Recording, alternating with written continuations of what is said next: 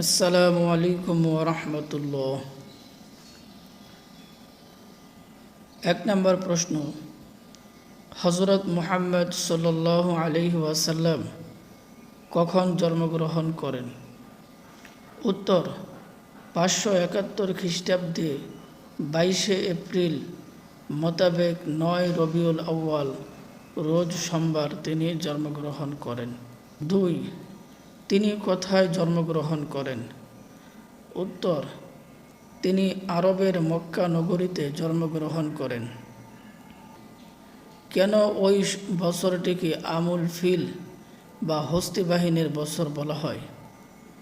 উত্তর, ওই বছর ইয়েমেনের বাদশাহ আবরাহা কাবা শরীফ ধ্বংস করার জন্য এবং আরবের হজ যাত্রীদের ভীত সন্ত্রস্ত করার উদ্দেশ্যে হস্তি বাহিনী নিয়ে মক্কা আক্রমণ করে, আর এজন্য ওই বছরটিকে আমুল ফিল বা হস্তি বাহিনীর বছর বলা হয়।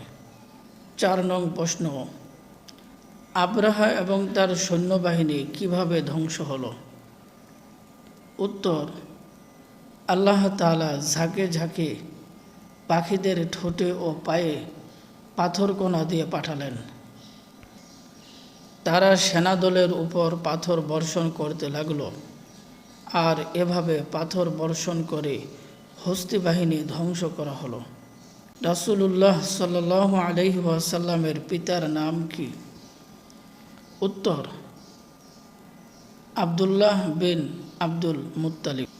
রাসূল সাল্লাল্লাহু আলাইহি ওয়াসাল্লামের মাতার নাম কি? উত্তর, আমিনা বিনতে ওয়াহাব বিন আব্দ মানাফ বিন জাহরা। কোথায় এবং কখন রাসূল সাল্লাল্লাহু আলাইহি ওয়াসাল্লামের পিতা ইন্তেকাল করেন? উত্তর, হযরত মুহাম্মদ সাল্লাল্লাহু আলাইহি ওয়াসাল্লামের জন্মের পূর্বে তিনি ইয়াসরিবে ইন্তেকাল করেন। রাসূল সাল্লাল্লাহু আলাইহি ওয়াসাল্লামের দাদার নাম কি? উত্তর, আব্দুল মুত্তালিব। আব্দুল মুত্তালিবের সামাজিক পদমর্যাদা কী ছিল?